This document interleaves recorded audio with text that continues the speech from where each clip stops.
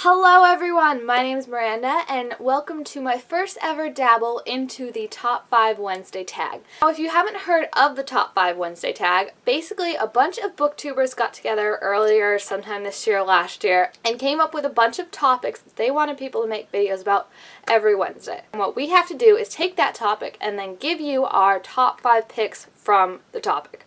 For example, today's topic is friendships, so without further ado, I present to you my top 5 favorite book friendships. Let's get started. Coming in at number 5 is everyone's favorite, Harry, Ron, and Hermione from the Harry Potter series. And I don't even think this needs to be explained why their friendship is so great, because they are literally the golden trio. If you still somehow have managed not to read the books or even watch the movies, yeah, you need to fix that. Because relationships in these series are so real and so complex and they have so much depth and so much realism. And at the heart of that is really the relationship between Harry, Ron, and Hermione. Throughout all 7 books, we get to see it grow and change in so many different ways. Seeing how they all interact with each other, how they interact with each other's relationships and significant others. It's so cute, and it's even better on screen because we actually get to see real people grow up and become like closer and closer as friends. So it's just a perfect friendship, the 3 of them.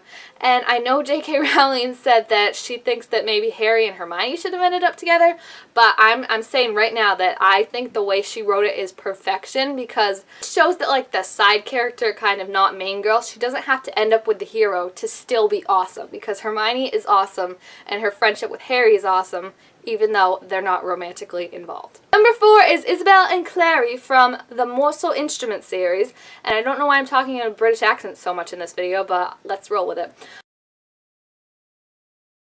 Clary and Isabelle, I love their relationship, especially at the beginning of the book. They're kind of like the only 2 girls in this predominantly male world. They're surrounded by a lot of like male dominance and, you know, people asserting their alphaness and a lot of testosterone flying in the air, but they really are the 2 who are the most kick butt in the series. When the movie came out for City of Bones, the scenes that I was looking the most forward to were Isabelle in the beginning, Isabelle with her whip, and pretty much anytime Isabelle and Clary were beating anyone up. I just love their badassery. And one of my favorite scenes in the series is when Clary just goes to town on Sebastian and like beats his ass to Monday. Clary just became so much more awesome and badass in my eyes. Clary and Isabelle's relationship I pretty much have the same feelings about. I feel like you're putting 2 badasses together and the relationship is just going to be this explosion of badassery. I saw online on Tumblr that someone made like a little clip of them being parabeti, however you say that, para whatever, and I kind of wish that they really were parabeti because that would be so cool, and I think they just complement each other so much. They don't have that many interactions in the series, unfortunately, but the scene they had in the movie was one of my favorite, and I love in the first one when they're talking and how Isabelle helps Clary get dressed up. When they do interact, they just have such like a cute little witty banter, and it's just really funny. Normally we don't get to see that kind of girl relationship in books a lot, especially in supernatural books, so it's really interesting. I love it, and like I said, I wish they were parabeti. I wish we had more scenes of them. On to number 3, Mara and Jamie from the Unbecoming of Mara Dyer series. They have literally one of the cutest relationships in any book I've ever read.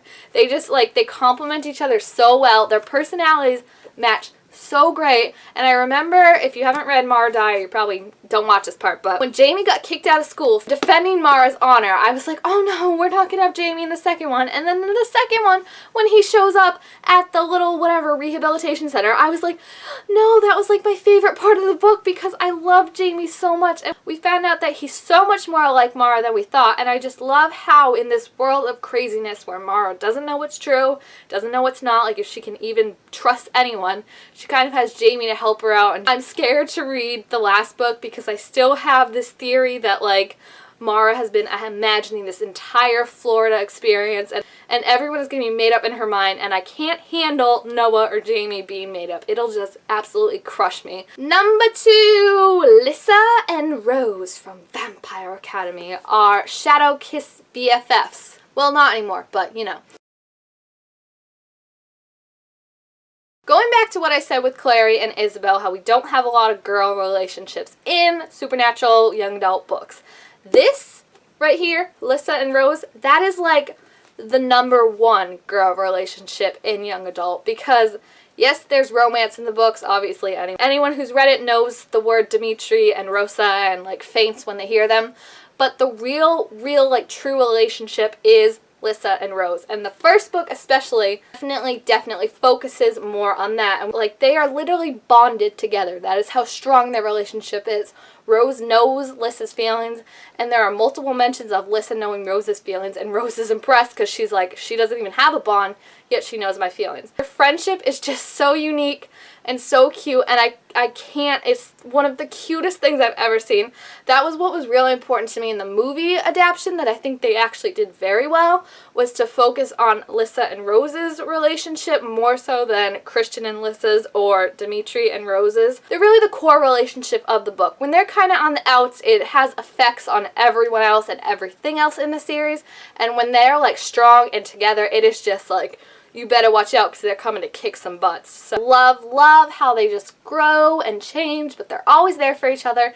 I love how the series ends with kind of the conclusion of Lissa becoming queen and Rose being the ultimate guardian Dampier for her. We're on to #1. Drum roll, please. Dun dun dun dun dun dun dun. It is.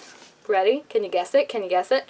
Arya and Roar from Through the Evernight Under the Never Sky. Now, technically, Through the Evernight is the second book in the series, but this is the book that really developed their relationship and just made me love it so much. There is not a friendship in the entire YA series that I love more than Roar and Arya's. There is just something about it where there is not like a shred of romance in it, and I love it because it would have been so easy for Veronica Rossi to make it a love triangle between Perry, Roar, and Arya.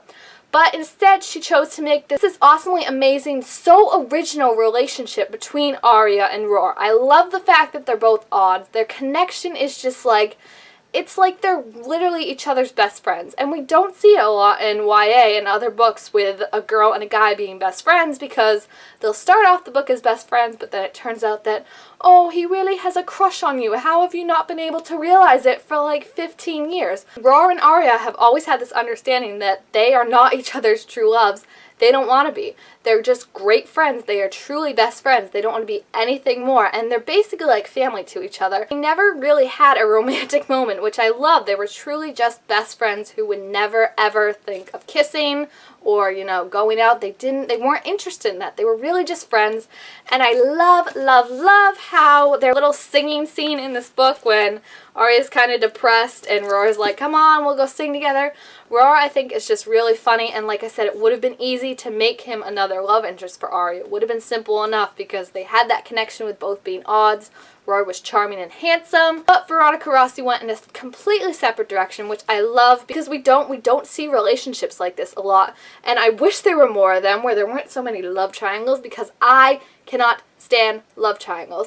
And in the last book, Into the Still Blue, which I still have not finished, sorry, but their relationship just becomes so much more cuter because Arya's helping him deal with all these issues, and she's like really the only one he'll talk to about it because she was there for him through so much pain in this book, and their relationship is just 110% perfection in this story. Alright, so those are my top 5 friendships. If you haven't done the video yet or haven't joined the Top 5 Wednesday family, I will leave the link below so you can get in on all the action and see what topics are going to be coming up if any of them interest you. You can make a video yourself. Also, leave in the comments below if you made a video because I would be so interested in checking it out. If you didn't, tell me anyway what your top friendship would be. Tell me what you thought of the friendships I picked.